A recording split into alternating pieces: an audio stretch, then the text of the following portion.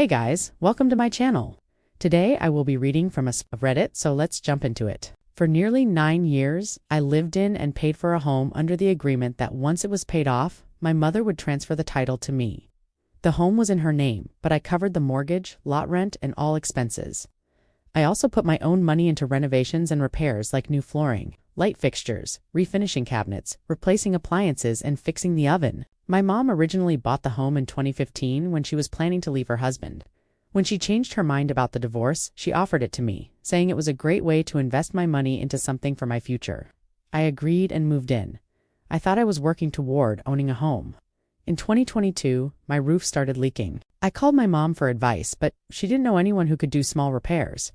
My boyfriend at the time, who had roofing experience, helped me fix it, and I paid for all the materials. Later, my mom insisted on sending out someone she knew to check the roof. Since the home was in her name, I couldn't stop her. She then decided to have the entire roof replaced without my consent. When I asked about the cost, she brushed it off, saying, "Don't worry, God always provides." In early 2023, she suddenly demanded $3,000 for the roof, despite never discussing payment beforehand. I told her this felt unfair, since I never agreed to it. I offered to make monthly payments, but she was furious. In early 2024, I was less than $3,500 away from fully paying off the home. I was ready to be done with all the drama. I was stunned. I asked why, and all she said was, "The choice is yours to make. You just have to decide what path to take." No explanation, just an ultimatum. When I refused, she started making my life hell. In April 2024, she showed up unannounced and refused to leave until the police made her. At that point, I had no choice. I packed up my kids and moved out on May 1st, 2024. Not long after, she sold the home I had spent nearly a decade paying for and kept all the money for herself. My family thinks I should move on, but my kids want nothing to do with her.